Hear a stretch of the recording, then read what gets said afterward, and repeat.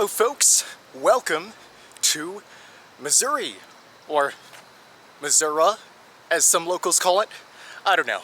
Most people call it Missouri. I've always called it Missouri. Welcome back to the Show Me State, Missouri. Last time we were in this state, we visited St. Louis and the Gateway Arch National Park, but we didn't really go too much westward. And Missouri's an interesting state in my opinion because, well, not many people know about it. I figured that on our Frontier Americana trip, we should at least give Missouri a chance, you know? Missouri is called the Show Me State. I think we deserve to show it a little bit of love and support. So here we are, a little bit west of St. Louis. We're no longer in the eastern part of this state. We're actually in mid-Missouri, a place that is midway between the two major cities of Missouri, St. Louis and Kansas City in the west. Yeah, I don't know why, but all the big cities of Missouri are almost trying to leave Missouri. They're all on the edge, which I don't understand. Missouri's a beautiful state once you get into the interior. You have this huge Ozark Plateau, which is beautiful when you're taking a drive on it. During my drive into the interior of this state, you could see nice farms and ranches over these beautiful hillsides, and you could see great landscape views all together. But today we are going to be spending our time in the very forgettable, but honestly shouldn't be forgettable, capital city of Missouri. Now where we are today is right at the northern tip of this Ozark Plateau, a region encompassing basically the southern half of Missouri. The Ozark Plateau is part of the greater Ozark Mountain region. And I like to think of the Ozark Mountains as the westward extension of the Appalachian Mountains. It's relatively hidden away when you think of all the great American sites. And the culture is that of Appalachian culture, very independent, individualistic minded. And much like the actual Appalachian Mountains. Is it the north? Is it the south? Missouri is a very big, whoa. Lots of trains here in Missouri, I guess. But yeah, is it the north? Is it the south? Missouri is a kind of an enigma when you think about where it was relatively, geographically, and culturally. Because around the big cities, a lot of Unionist supporters during the Civil War were there.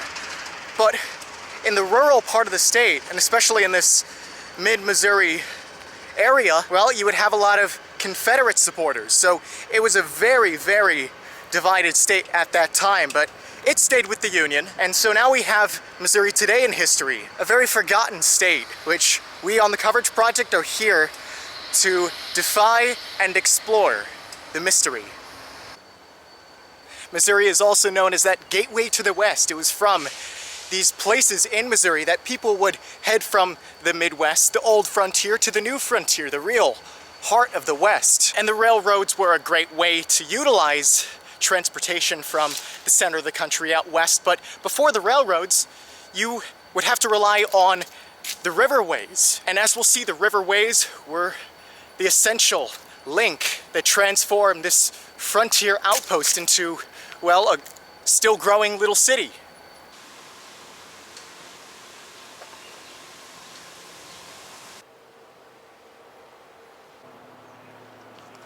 Take a look at this. Allow me to introduce to you all the Missouri River. Now, what do you think is the largest river in America? Well, if you said Mississippi River, as I once learned in school, technically that's wrong. I mean, it's right if we're counting the main stems, because the Missouri actually eventually goes into the Mississippi River. But if we're counting just the pure criterion of length, the Missouri River takes the cake. The source of this river is several states away. I believe like Montana, western Montana.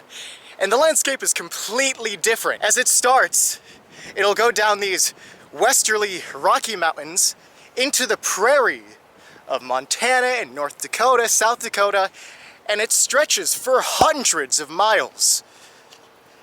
And it eventually reaches the city of St. Louis, where it has that confluence with the Mississippi River. But the important thing for us to know here today is that it passes through, as we're seeing, this city. Actually, I don't know if it was obvious if this camera picked up the giant Capitol building that we're gonna see soon, But yeah, this is the capital city of the Show Me State. And it's a really nice one, although a very hidden away one. It's one of those few capital cities which is just for some reason inaccessible by the US interstate system. Most capital cities nowadays in the US can be reached by the red and blue shielded highways all across the country in a grid-like pattern. But this city is not going to be one. You'll have to reach it through a US route, the original highway of the US. So yes, on its course west to east, the Missouri River stops here, and this was an important river for westward expansion and exploration. Thomas Jefferson, you know, President number 3 from 1801 to 1809, also known as the guy who wrote the Declaration of Independence, and you know, the guy on the nickel. This guy, he made a deal with the French, who were in bad need of money, to buy a lot of the land, about a third of the US territory as it is today, which includes the state of Missouri. And in order to set out on a journey to explore and survey these lands, he established the Corps of Discovery. He hired the famed Lewis and Clark of the Lewis and Clark expedition. He hired these men to set out westward, traveling upstream the Missouri River, to see what was out here in these frontier lands. And eventually they came to these bluffs along the Missouri River.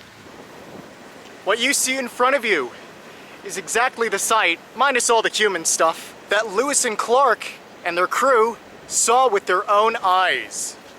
And for that, later on, when this city was being developed, people were trying to figure out what name to call this. They decided to honor Jefferson, the guy who set up this whole expedition, by naming this city Jefferson City, or what people call it today, Jeff City. I've heard people even call it Jeff. But yeah, welcome to Jefferson City, capital of Missouri.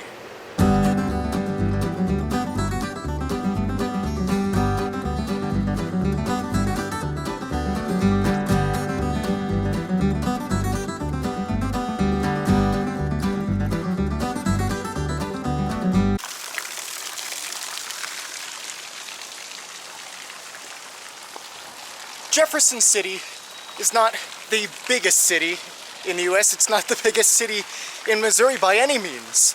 It's a rather small to medium-sized city, around 40,000 people. But as we've seen in capital cities like Frankfort, Kentucky, just because it's not a huge city doesn't mean it can't have a huge capitol building. I mean, look at that. That really tells you, don't underestimate a state like Missouri. At the same time though, this complex area also tells one, hey, we also want to look pretty and intricate and nice. We have the complex with a nice fountain area. And of course, this mighty building has some great ornate designs. The classic Capitol building dome up above. And I think that's a person at the very top. Just want to clarify, it's a statue of a humanoid or a human. Probably not a real human. Probably would be too dangerous to climb up there. I don't think it would be even allowed to scale the Missouri Capitol building. But anyway, what do we think of Missouri's Capitol building? It is a nice claim to fame that Missouri has here. From walking all around the city just to get to this spot and the other places by the Missouri River, it's very noticeable. It's probably one of the most noticeable Capitol buildings within any capital city. So good on you, Jefferson City. You're really making it known that the pinnacle of your city lies within this building. So, shall we enter this grand old Capitol building of Missouri? It is a pretty hot and humid day. I hope there's air conditioning on the inside. Oh yeah, classic coverage project blunder. Trying to enter from the back side. This is actually the front.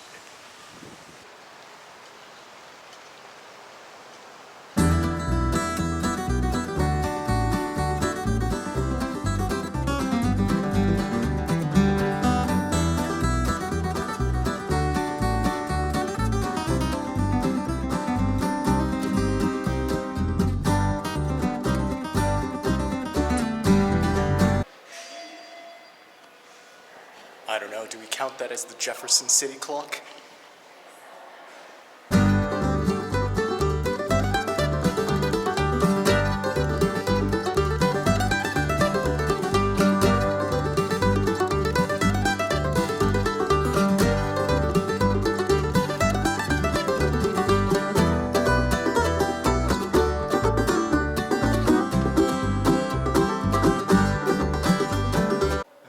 Capitol building is just incredible. It really reminds you of something maybe out of Europe with all these wall and ceiling murals.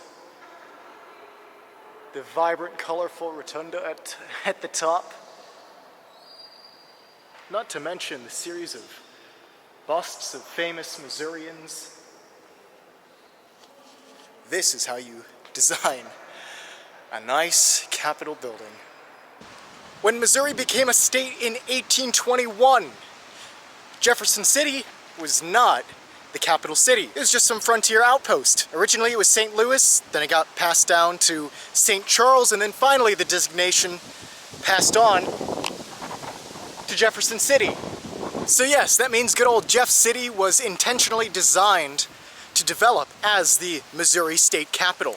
We're a pretty good ways into our day here, and we've yet to see the actual downtown of this area. So why don't we do that? It's a lovely, quaint little old city full of historic buildings that take you back to a more simpler time. Back in 2013 was rated America's best small city. So if it's got that to it, we ought to check it out.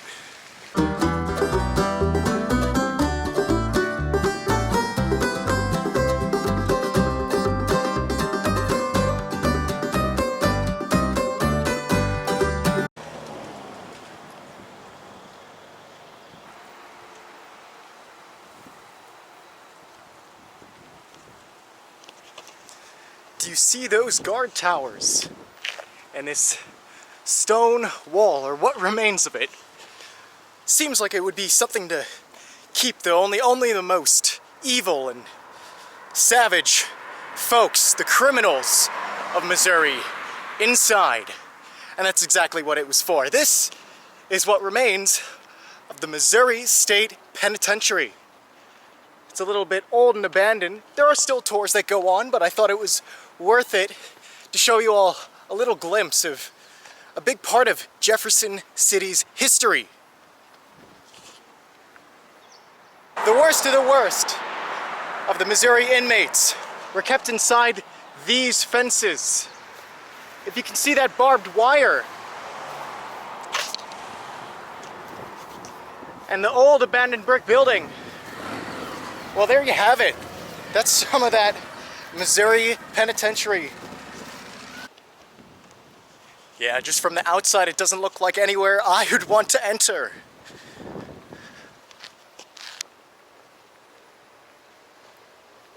After a long day strolling through the area of Jefferson City, Missouri, we end our day here at Jefferson Landing. No, I don't think Jefferson ever landed here, but that's not to say this holds a huge amount of significance to the city, the state, and the Midwest area. This used to be the lively downtown center of an old Jefferson City. Back in the day, not only was this area known for its manufacturing, mills, and industry of that sort, it was also a commercial and transportation hub. Go figure, right on the banks of the Missouri River. This train is covering the otherwise great view we would have of the Missouri River. This was rare for the Missouri River to actually have a landing point, but here in Jefferson City, that was the case. And buildings like the ones you see behind us are the types of buildings that you would see right at the front of the river. In an age where in the cities, old structures are washed away, torn down, and replaced by more modern buildings, it's nice to see historic buildings like these still stand, or at least have them maintained and restored to their former glory. Well, thus ends our adventure today in Jefferson City, Missouri. I hope I showed you well enough what a pleasant, small little city, a great hidden gem your Jeff City is. You probably knew that, of course, already, though. Well, it is a very, very hot day. I drank so much water today to stay hydrated. I think I've become the water, if that makes sense. But before I get a little too overheated, I gotta end the video off.